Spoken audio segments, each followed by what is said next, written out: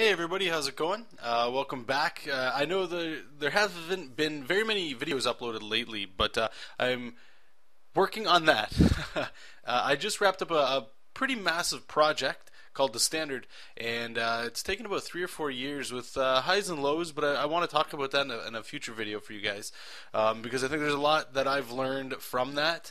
That I think a lot of newer people coming into comics, or maybe you're just considering comics or entertainment in general, whatever that artwork means, but it has to do with deadlines, time management, that kind of stuff. It's not necessarily a technical thing, it's more of a practical thing, and how it actually affects your day-to-day work. But that's not what this video is about.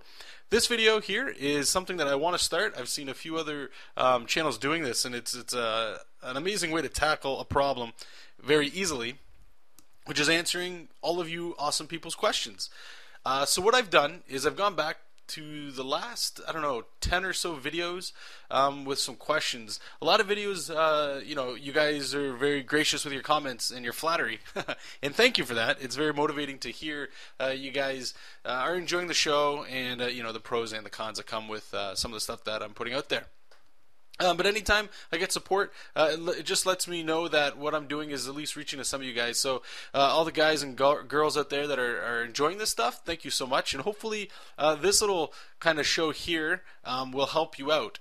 As you can see in the background right now, all that's going on is it's just a drawing that I was working on. I knew I had to have some sort of video content playing. And the reason for this is usually how the questions and answering would go on my channel would be, I would have just my face reading off of my computer screen for the questions and all that good stuff. But it's an art show. We do drawing. So I figured, what the hell, let's have something. So all you're going to see me drawing in the background, you don't even need to watch this if you're probably just listening to this in the background.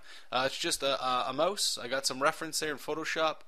Just doing my old school kind of concept art stuff. I'm really starting to push that around. You guys are going to see a lot more of this kind of content coming out when we get into the personal projects that I'm working on. But anyway, I don't want to ramble too much. It's just I haven't seen you guys in a while, and I wanted to let you guys know what's going on, and that I'm thinking about you. And so if you guys have any questions, feel more than free to dump them in the comment section of this video. I plan on doing a video like this every 2 weeks to 4 weeks once we start getting a volume of questions, and I will go back to some videos here and there to see if I can answer them on a grander scale. But let's just jump right into it, okay? So the first questions come from the video Pencils to Inks. And I apologize because I'm going to butcher the hell out of a lot of names. I already know that going in there. So just bear with me, guys, okay? So Robert Freitas asks, your work is an inspiration, thanks. I noticed that it seems you don't use anti-aliasing with the inks. Is this because it's easier to fill with solid color? Okay, so before I answer the question, just to clear it up for some people. Aliasing, an easy way to look at it is aliasing is very jagged lines, and anti-aliasing is a smooth line. So if you guys have ever worked in Photoshop, and I guess in Camtasia Studio as well, any line that you draw, if you zoom in and you see if it's a straight black line, if you see a gray shade kind of coming out like it's a fuzzy line, that's anti-aliasing. Okay, so aliasing is what we call, in illustration anyway, like what I do, bitmap drawing. That's the old school way of talking it, where it's literally just a black and white pixel. It's not exactly bitmapping. It's a little different of a formula there. But to answer your question, the reason why I do that, yes, it does help any colorists that are on the book. Usually when they get it, it tends to get compressed, and I give them a TIFF file. Usually it's about a 400 to 600 dpi TIFF file, and from there they can color it any way they like. Some people, they just slap color on there and then change it that way. Some people, they like to use a magic wand, fill it to get their color holds, all that cool stuff. But it does help in production, which is great. Remember, unless you're working for yourself, or I guess even if you are working for yourself, that comics, it's a multi-person job. Usually you're not just doing black and white art. Not that doesn't mean you're not doing comics, but you're probably going to hit color at some point, or gray at some point. Usually. If you're just doing, like, even manga has tones in it. So there's a lot of things to think about.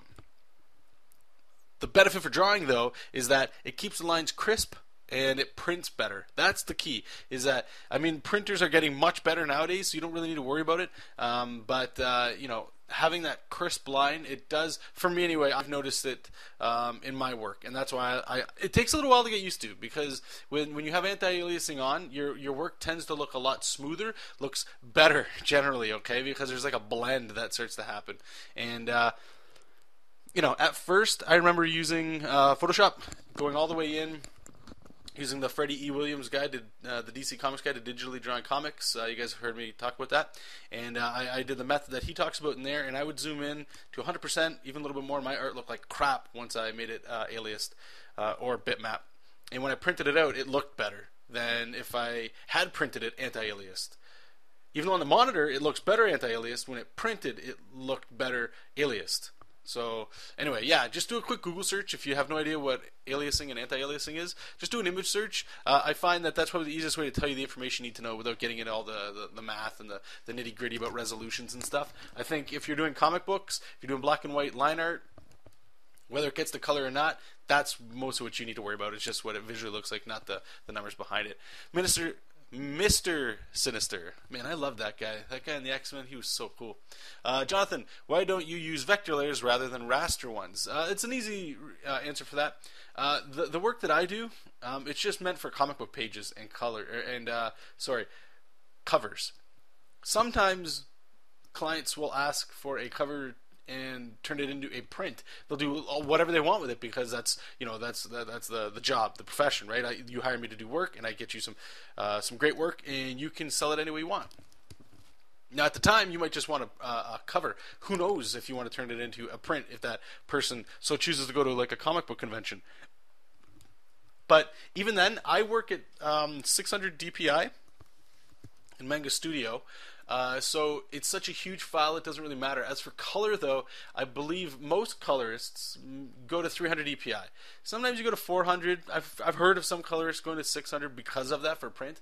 But for me, you know, I've tried to mess around with some of the vector settings and stuff like that, but I have yet to work in a situation where anybody's asked me to provide vector work. Usually, just how my workflow, you guys can go back and watch previous videos. The workflow you're seeing is how I work with clients, and I haven't had the need to jump into vector. It's not really something I'm interested in either. I have seen some people do some amazing, beautiful artwork with vector. I've even seen people do really cool things where they just, you know, I believe there was, I forget, Denningham? Something Denningham. He did an Iron Man comic. I know he's still around. I don't know if he still does, but at the time he was just doing all of his comic book work in Illustrator because it was vector, and that gave him the opportunity to blow it up and do crazy things with it and change. Always have line quality, which is actually it's I don't want to say it's important, but it's a great thing to be able to have. You know, it's awesome to all the work you're putting into something, being able to make it any size you want is great. Now, if you're doing something like that, like you deal in posters or gigantic prints, maybe worry about vector. If you're just doing comic book work, I honestly do not think you need to worry about it. I have yet to come across a situation, like I said a little earlier, that it mattered. Anyway, so thanks for the question. And W. Gillaume 98 is asking,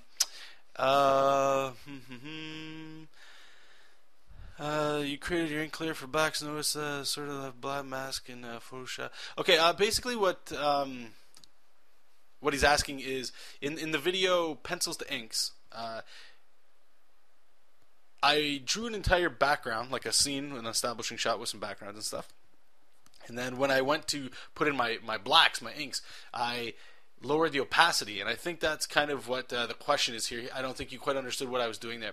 Now, the beautiful thing with Photoshop, Manga Studio, digital working in general, is the fact that when you work on a layer, you can change the opacity, okay? Now, what that lets you do is, besides the fundamental basics of shading, rendering, form, shape, contour, all these line quality, all these things that they all take, you know, they're all very important. But one benefit that you have with digital is you can make a new layer to add your shadows, okay? And when you're working with your shadows, you can actually change the opacity. Your shadows can be green, they can be blue, it doesn't matter. You can lock the layer and fill it black after. The whole point of it, though, is that if you were inking traditionally, after you had your line art, right, you would grab your brush, nib, marker, whatever you like to ink with, and you would start inking. Now the problem is once you start inking with black, black covers black, and the lines that you had for like a forearm or something, they start to disappear. That's going to happen when you shade in with ink. Now, digitally, it's still the same. However, you can lower the opacity so you can still see the form underneath the shadow. That lets you erase it if you wanted to or go in there with little details. So what you had seen me do in that video was just lower the opacity so that I could still see the scene. I could still see shapes. It still helps me when I'm figuring out where to place my shadow. It still lets me see where the volume should be, where the weight is going, where the shadow needs to be, let alone where I want it to be to make it look as cool as I can possibly make it look. So I hope that answered your question. It was a little, I think there was some miscommunication was going on to exactly what you saw happening and what was really happening again. So, and yep, okay, so in the next video, which was Happy Sketch Time number 3, and some of these questions may have been asked for Will Robson, the other cat that's on that show. Speaking of which, I should say, now that I'm on that, hopefully Happy Sketch Time will return soon. My project and my workload, at least right now, which will be in another video again, is much easier. You're going to see me start pumping out. There is some client work that I'll still be posting on here as well, but a majority of it is going to be just me playing around, learning. I'm taking this time that I have a little bit of a gap in my workload, I suppose, where something I haven't had in many years, to be honest with you guys and girls, is that I haven't been able to have this chance to just sit down and learn and have fun again. And it's very exciting. I'm learning. I've learned so much in the last 2 weeks that, you know, my style in comic books has changed in 2 weeks. You might look at it and it might look the same. A lot of the same things are going to be there, but there's these fundamentals that I'm trying to learn, and other things, coloring, concept theory, things that I haven't done in a long time that I miss, and I'm having a blast doing that kind of stuff. But you guys will hear all that. Anyway, Happy Sketch Time hopefully will return very soon. Will, on the other hand, it sounds like he's in the boat that I was in. He's got tons on his plate. If he's got the time, hopefully we can squeeze at least one out a month for you guys, because you guys do seem to enjoy it. But anyway, on to the questions. Jad Douglasman asked, hey, can you guys do a different way of inking other than Marvel style? And I think I understand what you're saying, and it's a little crude, but I think what you're saying is American style comics. I ink the way I like to ink and how I know how to ink right now. I can't speak for Will. All these will be spoken for myself, okay? Now, in saying that, I have been doing a lot of concept art, a lot of my own sort of different than comic book style art, and a lot of that you don't even ink. You don't even ink. There's color. There's other things to be thrown in there. However, for the market that I go after, for the work that I get hired to do, most of it is American-style comics, with the heavy shadows, the rendering, the line weights. I feel kind of out of place when it's just like a simple line and just like hash marks to build up volume. I'm not saying that I won't ever do that, but you aren't the only person that's asked something like this, to see a little bit of variety. It's sort of like a style change, to be honest.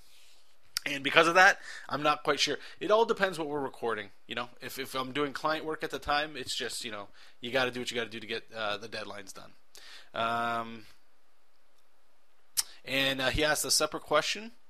Why are you not using Manga Studio 5? So in this video, Happy Sketch Time number 3, I was using Manga Studio 4, I believe.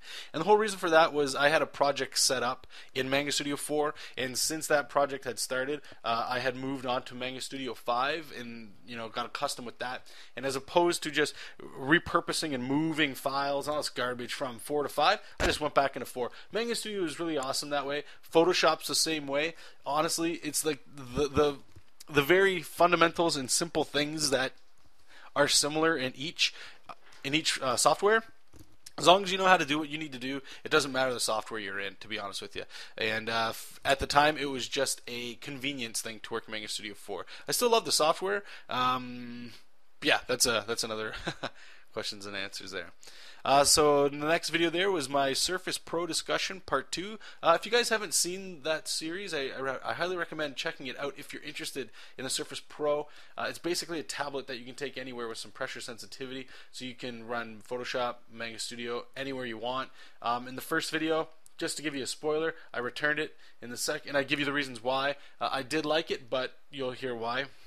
Second video, I'll tell you why I rebought it, and now the price drop on Surface Pro 1, which I own, it's gone down big time. And I highly recommend getting it if you got the cash and if it's something you're interested in. But go check that out. You guys will see what you think. And I apologize if I pronounce her name wrong. Nigi Nugent? I think I botched your first name. I apologize. Surface Pro and Wacom Cintiq. Which one is better? The Cintiq. In my opinion, the Cintiq... sorry about that, guys. Just let me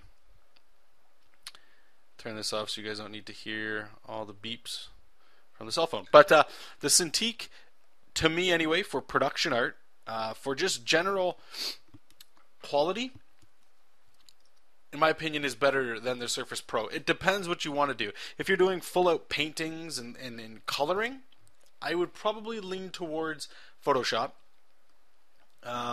Sorry, not Photoshop. The Cintiq, just because it allows you more control over what you're doing.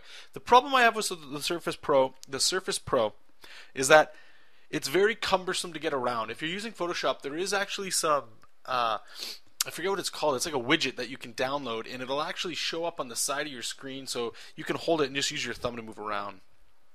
I tried to install that. Photoshop kind of got a little iffy on me. But I've seen other tablets, like Asus tablets. A guy that I know from school, he showed me, he came into the office one day, and he showed me his. I showed him mine. I had the Surface Pro, and he had, what the hell was it? I believe it was an Asus something, if I remember correctly. And it was cool. He's doing actual concept paintings with it. So since I am getting back into that, I do want to look more into Photoshop on that. So in that regard, I can't say too much. But if you guys have seen the setup I have with my Surface Pro, I've got a USB keyboard and the case that allows me to bend the screen at a comfortable drawing level so that my hands are actually free. One to draw and one to have keyboard shortcuts mapped to the USB controller. And granted, there's not a lot of shortcut keys on that controller. If you are right-handed, you are very fortunate to be able to buy things like gaming keyboards that fit in one hand that have like a bajillion programmable keys that you could just... I only dream of I could have something like that. Unfortunately, at least in my research that I briefly did, I can't find anything like that exists for left-handed people like myself. So the only solution I came up with really quickly was that USB thing. But it honestly depends on your needs. If you're actually traveling a lot, I'd recommend the Surface Pro. There is the Cintiq Companion, I believe. I can't give you an opinion on that. It is pretty expensive. But if you're at home a lot, I don't even want to, like, the Cintiq is just good. Both are awesome. I don't think one necessarily is better than the other. There is a value, like a money value, but I know people that still do work with just a regular tablet. A lot of the paintings you guys will see me start doing in the videos coming up, it's all done on a Intuos 3, I think it is, that I have, or an Intuos 2 something. I don't even use my Cintiq for coloring.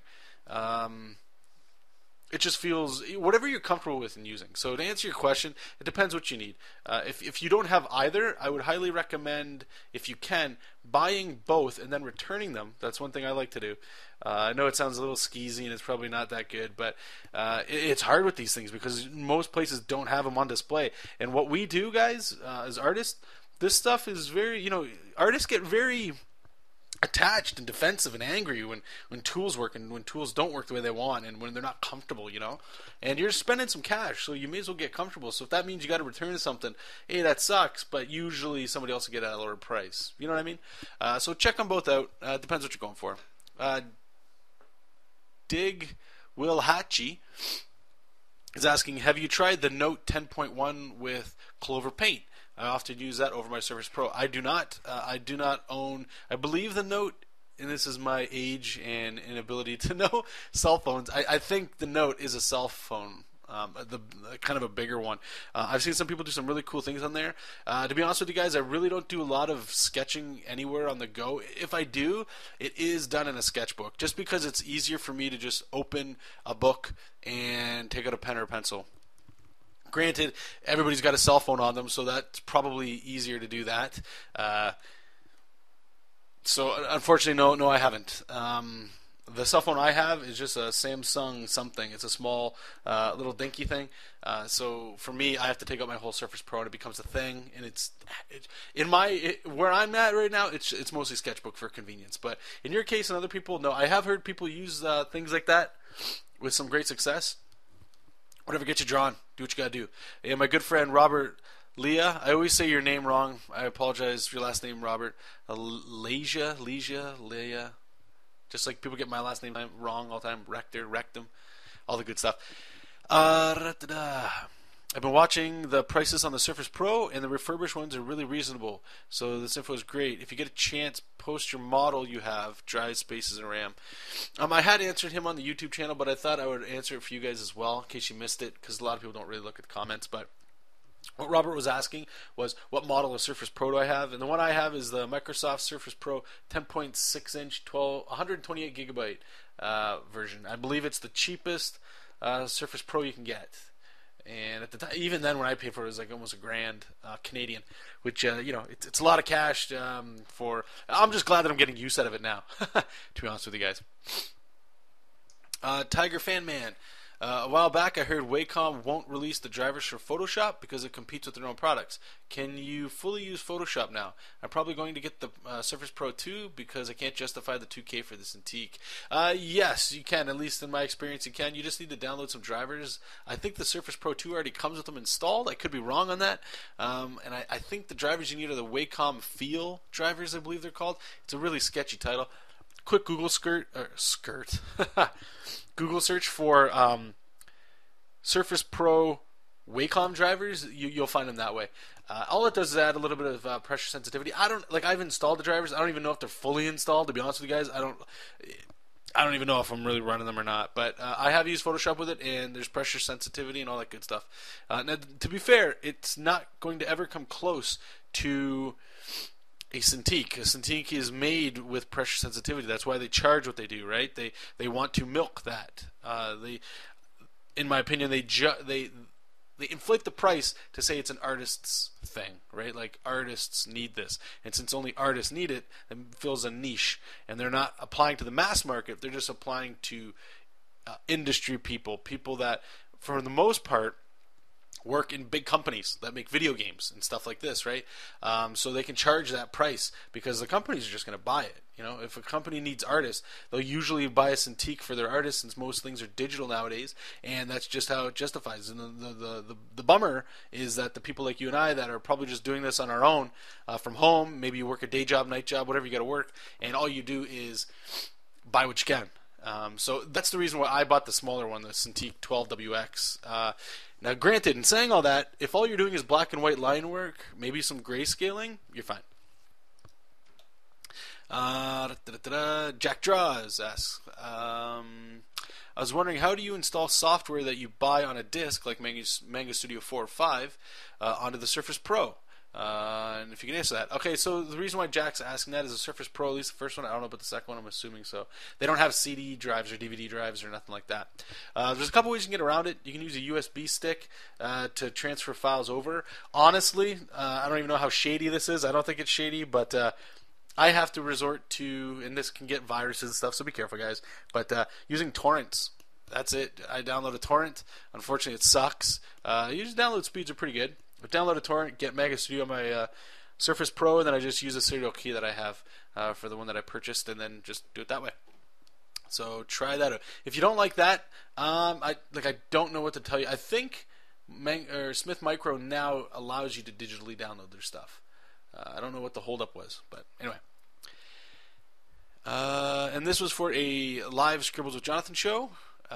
Jake Norway asks, how do you heavily shade faces without using midtones? And again, this goes back into the business that I'm in, which is comic books. And there is no midtones in comics if you're just working with pen and ink. That's the whole point. The idea is, with a pencil, I can build up form, volume, shadow, all of the awesome sauce, because I have a range of value there. I've got white, or the color of my artboard, all the way to as heavy and as black as I can get my pencil. In between there's grays up the yin-yang, right? So you can just round shapes out and make it look beautiful. But once you get a pen nib or a marker or some sort of ink on there, it's just black. There's no gray, and that's the thing. So in comic books anyway, you know this. You should know this. If you know that it's going to go to a colorist, depending on their publisher, if it's you, it might be a style thing. You don't need ink. Do what you want to do. But if it's for most published comic book work, excuse me, it needs to be inked. So knowing that, there's tricks that people use, which is rendering or feathering, line weights, that kind of stuff to help sell that illusion. So the easiest way that I could probably try to help you out here is think of things literally in their simplest shapes, where if you would render something, then just render it. If it would be in shadow or cast shadow, especially shadow, block it out. Just fill it with black. Cast shadow, that can kind of get into some rendering and get some pretty cool effects, but honestly, this question can be easily answered just by doing a Google search and looking for, like, let's just say X-Men, because there's got to be a bunch of it, or Avengers or Batman. Batman comic inks. X-Men comic inks. That way you can see what people are doing and how far they can get with just rendering. I think you'd be surprised. And this one wasn't a question, but I wanted to comment on it, so I included it in here. And the comment was by Adobe Studio. Basically, what he's saying is that I should rename my live scribbles with Jonathan stuff. Really quickly, I am going back. It's taking a little bit of time, but I am trying to go back to all of my videos and organize playlists for you guys so you can quickly navigate through all the videos that I've uploaded over the years. And to be honest with you, I never thought this channel would be as fun and as many videos as there are. I've almost got, I think, 9K subscribers now, which is close to 10, which, you know, awesome stuff. I didn't think people would. It was mostly just like an art thing for me. And as it snowballed, the naming conventions changed and stuff like that. But now it's turning into something, right? Like there's you guys and girls out there, you're actually enjoying it. I'm enjoying it, and there's something to be gained here, and something there's a purpose for the show. So if I can help you guys come back and rewatch things to listen to me ramble, or maybe you needed to rewatch something but you can't tell because something's just called Live Scribbles with Jonathan or pre-recorded with a date, it doesn't tell you information if there's something a little bit more specific. Another reason for that is, if you guys have ever been to the live shows, usually I'm just going in there working on my own thing, and then as questions come in, there are random answers and random things to draw. So I could go from inking a comic panel to showing somebody how to do three-point perspective, to anatomy, to talking about deadlines, or talking about things to be weary of, new clients. It jumps all over the place. So the naming convention for that it's very difficult. So I did the easy route and just didn't. I just put a date. So what I'm trying to do is re-go through a lot of this stuff and find something that might be like a hook. At least something where you guys might go, okay, the perspective one, yeah, that was like, a big chunk of not a big chunk, but an important thing that was talked about. So you guys can look at it that way. So just give me some time. I'm doing my best here, trying to draw and fix all this stuff as well. So thank you, Matador. Another video here from Pencils, Inks, and Colors. This is when I did a pinup of a character that I created called Phoenix for a website called entervoid.com. Highly recommend you guys check it out if you're looking to start your own comic book stuff. And just, it's a very, I don't want to say friendly environment, but it is, but it's competitive in the form that what you're drawing is fighting.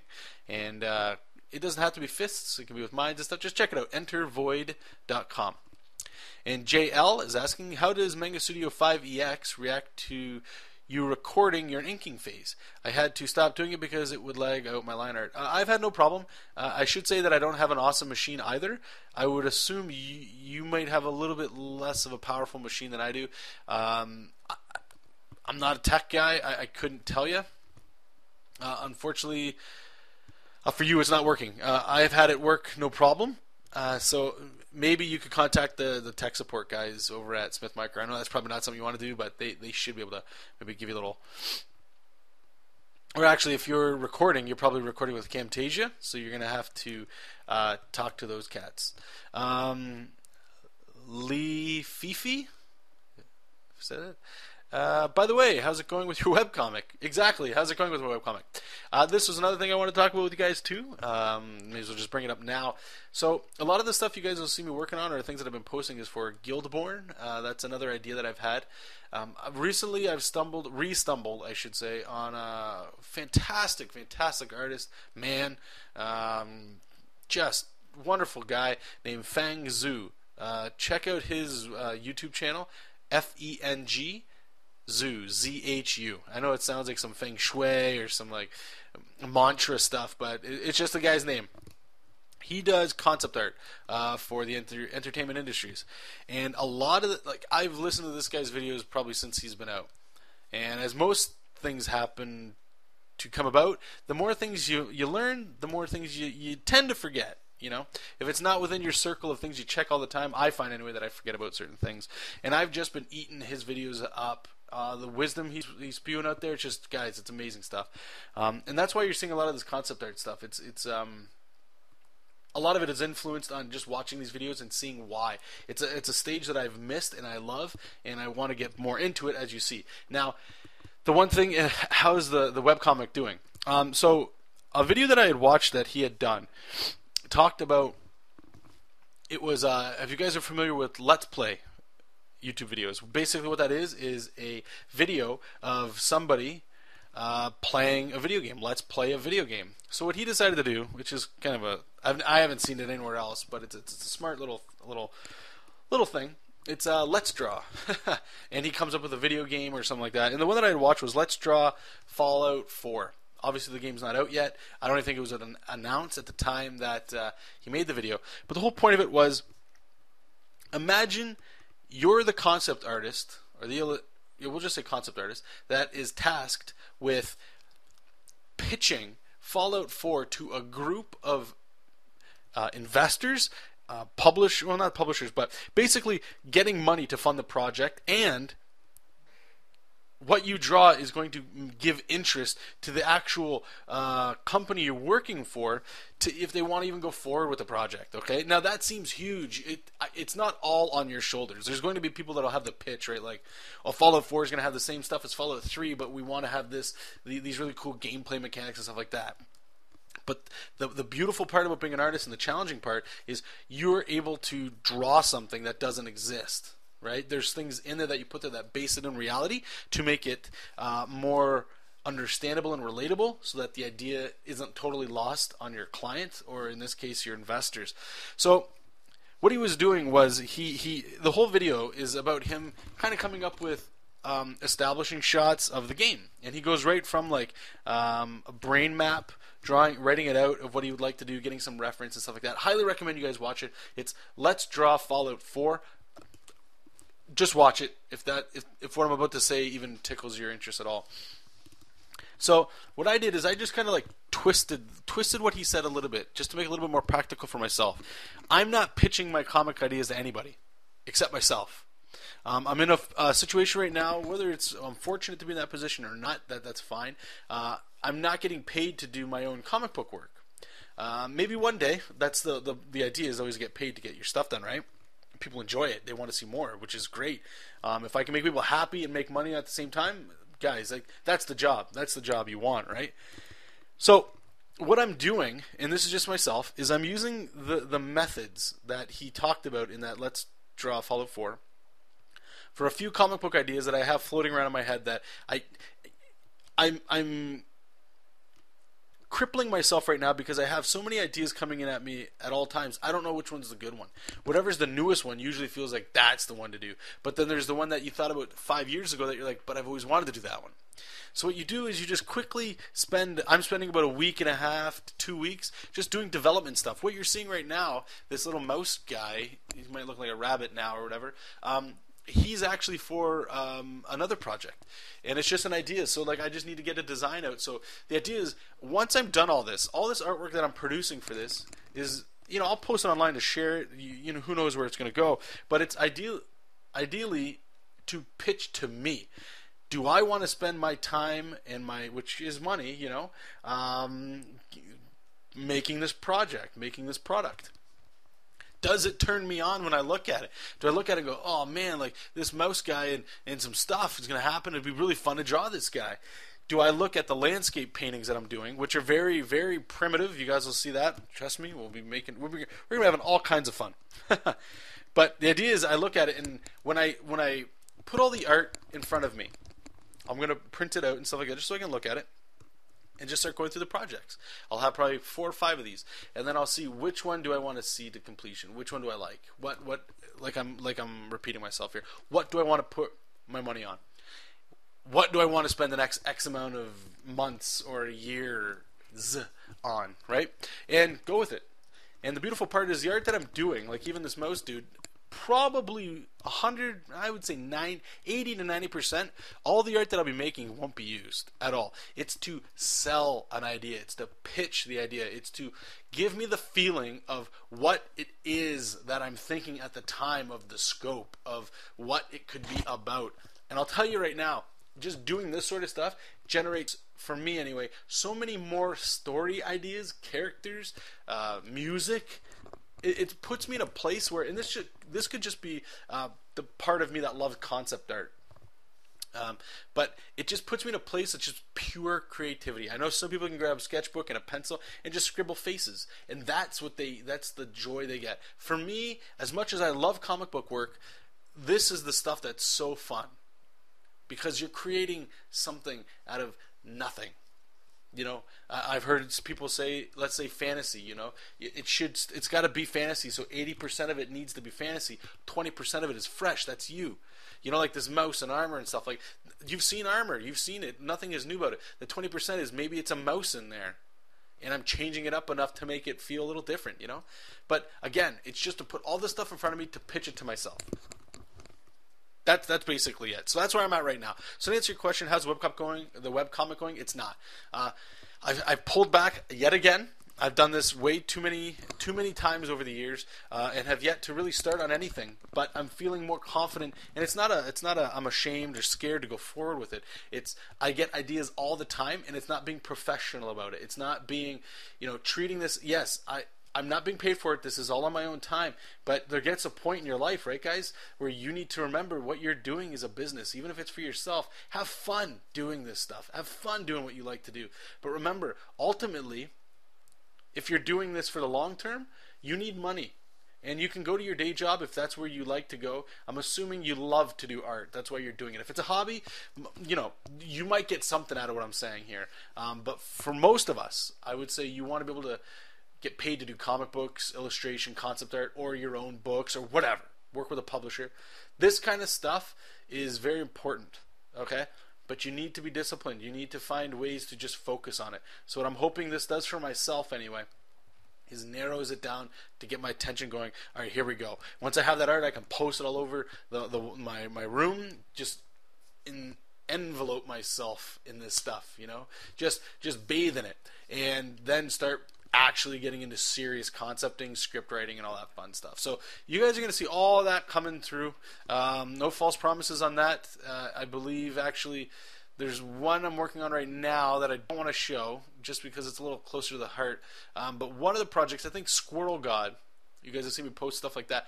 I'll just say right now, we'll do Squirrel God. We'll do what I've been doing for a week and a half. I'll try to record as much as I can, and I'll just start pumping out videos there for Squirrel God so you guys can see some of the world building and characters and concepts going on for that. Should be a lot of fun.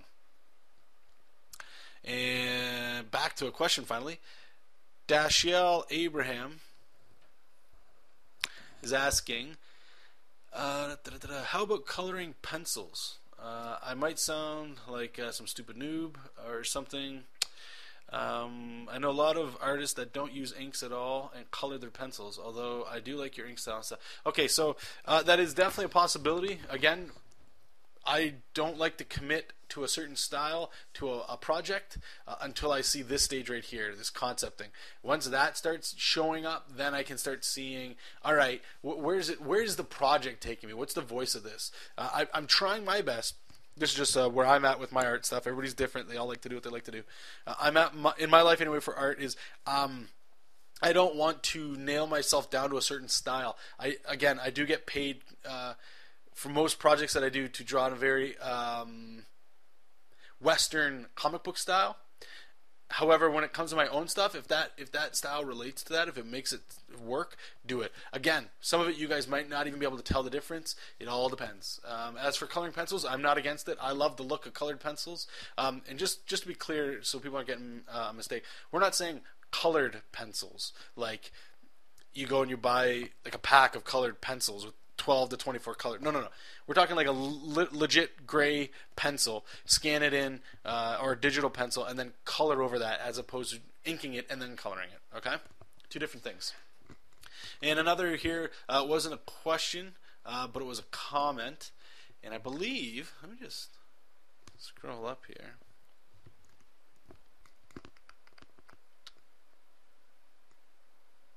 Nope, it was by somebody else here. Sorry. By Lux Pulsher. This was the comment there. You should do a video of tricks to cut corners when digitally drawing. Such as the way you did those bandana strips, for instance. So what I've done there, just for you guys, cliff notes, I made a new layer, grabbed my brush, and made it, I think it was like 9 pixels or whatever, and just kind of like made ribbons. But then, since it's on its own separate layer, in Photoshop, I believe, was it in Photoshop? It doesn't matter what software you're in. It's like either Control-click the layer that's on, or Alt-click that layer, and it's going to select that entire thing. All you need to do then is shrink your selection so you get like the line art that matches everything else, and then delete it.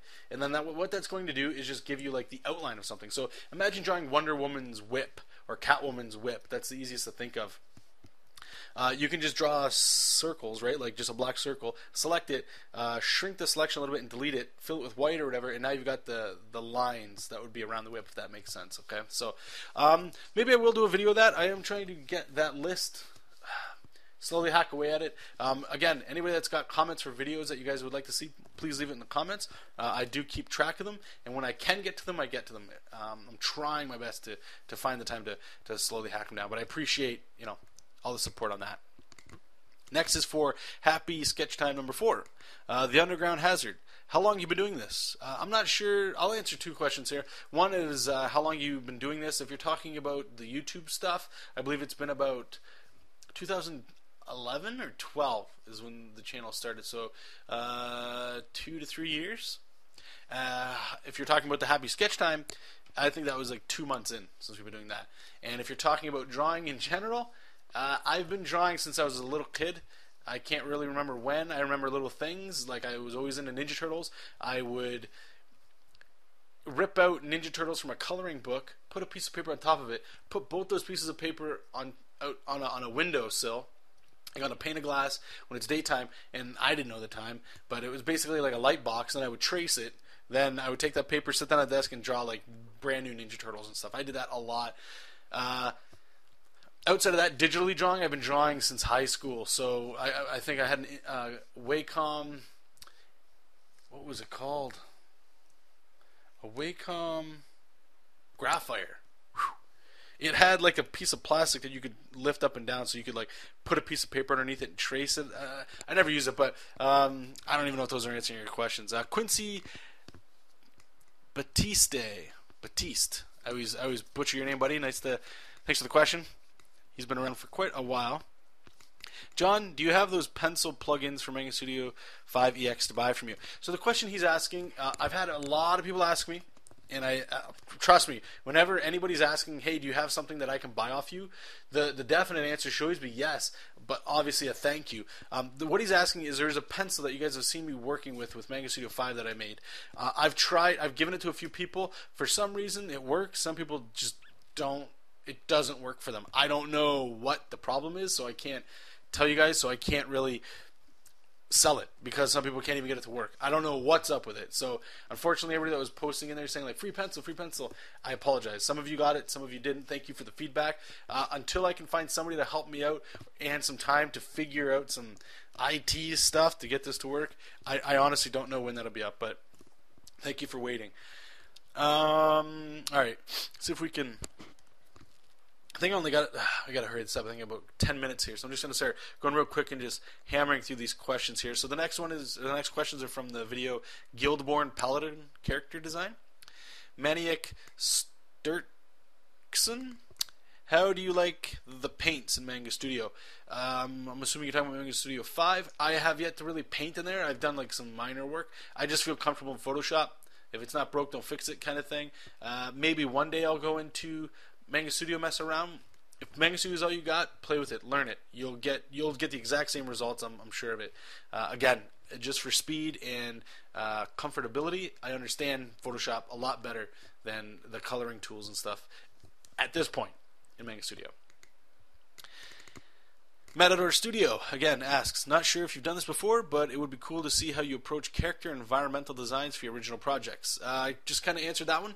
Stay tuned. That stuff is definitely coming up. It's a little different, even for clients when I do concept work for them and stuff. It's mostly more close to actually doing concept design for them, even though it's going to be a comic book, as opposed to just drawing a character and put some clothes on them. I don't like doing that because the characters tend to, like, if you just, let's just say you're designing a character, you're on a brand new comic book project, and they're like, we need a girl, she's a businesswoman, she's the main character, she might get superpowers later on. If all I do is draw a woman with my pencil tool, in Manga Studio, whatever, draw a woman, and then look on Google for like business suit, and draw a suit that I like, like, oh, that looks classy, and I draw her in that, and then submit that. That, like, it could work. If you don't know, if the deadline's very tight, do that. I wouldn't recommend it, only because if you actually went the model, like, it's the reason why it's difficult. And why I don't like doing that is because you're drawing a character over and over again. You could draw just the body shape, copy and paste it. That's cool too. And then just keep drawing like clothes on them, like props. I don't like that either, because concept art, you're developing the character. You're not developing 100% what she's going to look like. At least the way that I like to work. So I'll go the full concept route. You guys will see it coming up. You guys have seen. If you go back, even to like my very, very early videos, I highly recommend you go back. There was one, it was like a concept art for, I forget what it was. It was like this creature on a flying disc. And I think it was like a 2 or 3 part series where I showed you going from a silhouette. And if you don't know what that is, go check it out. Going from a silhouette, finding what you like. And then from that silhouette, you can design inside of it. And the point of that is because hairstyles are going to change, makeup, face construction, body, like image, all that. Like, there's so much that goes into designing a character that I feel you don't get the best results. Your characters look very stale, boring, stagnant, and they will look the exact same as every other person that asked to draw a businesswoman that might get superpowers that are down the road. Everybody will draw a similar looking businesswoman. Okay, you might get fancy with like the collar, or you might get fancy with the shoes. That's not enough. It's not enough. Very quickly, I'm just trying to see if I can pump through this. I just want to say this one more thing. Very quickly, what a silhouette is: if you took Batman standing straight at you, filled him black. You put him next to the Hulk, filled him black. You put him next to Spider-Man, filled him black. 3 different silhouettes that all look like 3 different characters, and they all look like, you know who they are now.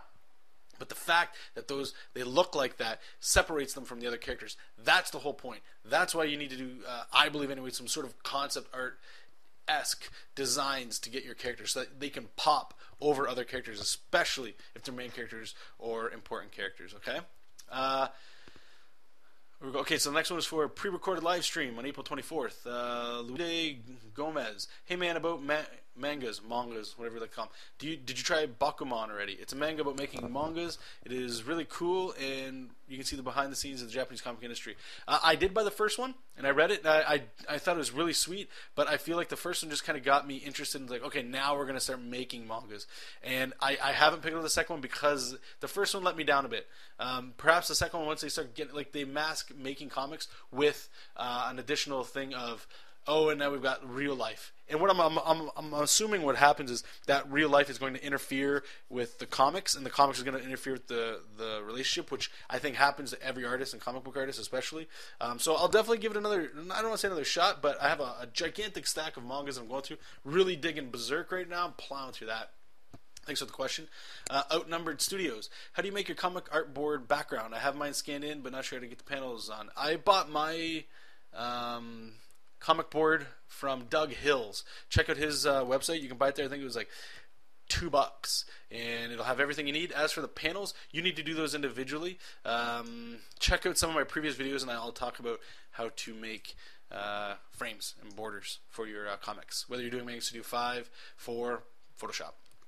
Frank Soto: hey Jonathan, really enjoying your vids, insightful and enjoyable. Question: in Camtasia Studio 4, I'm not sure how to use the ruler tool to create draw lines. Any vid tutorials you've seen on this? Thanks in advance. Again, check out Doug Hills. He does a lot of Camtasia Studio videos. Awesome guy. I've talked to him briefly. Very cool guy. I've bought a couple things off of him myself. He has everything you'll need to know. Just a quick Google search or YouTube search, you'll find what you need. It's not that hard of information. I'm assuming you're talking about just straight lines. You're not talking about perspective rulers. A lot of it is the same. But you might have to watch some 30-minute videos to understand it. You gotta do your research. Thanks again for the question. Robert Shepard: Jonathan, when are your live streams scheduled? This month, as you guys have probably noticed, I took the month off to work on projects and other things. We will be starting again next month, which is in about a week and a half, 2 weeks. And the streams are every Wednesday, 8 p.m. to 9 p.m. Eastern Standard Time. Okay, so be sure to check that out. If you guys are following me on Facebook or Twitter, follow me on there, and I always post updates on there as well. And we went to Google Hangouts for a little bit, but we're sticking with LiveStream, at least for now, just because of the chat. The drawing quality is not as hot, but you got to do what you got to do. And the last question here is by Don Cregan R. Question: How do you get that pencil lead look with his lines? Again, go back. I will make a video for you guys just showing you the tools that I use, so you guys can copy all the settings and get it to work for yourself. So again, thank you guys so much. I apologize, I'm just rushing right through this. The video's almost done. Thanks so much for stopping by. Really appreciate it. And again, if you guys have any questions or comments, leave it in the comment bar below. And I will be making another video in about 2 weeks to a month, answering it just like we did this one. Hopefully you guys had some fun. And again, I will, if you guys got certain questions that get asked throughout certain videos, I'll go through the videos real quick and try to tackle them in there as well. So thank you guys so much, so much. Appreciate all your time and your support. And again, guys, keep reading comics, keep making comics, and I will see you in the next video. Bye.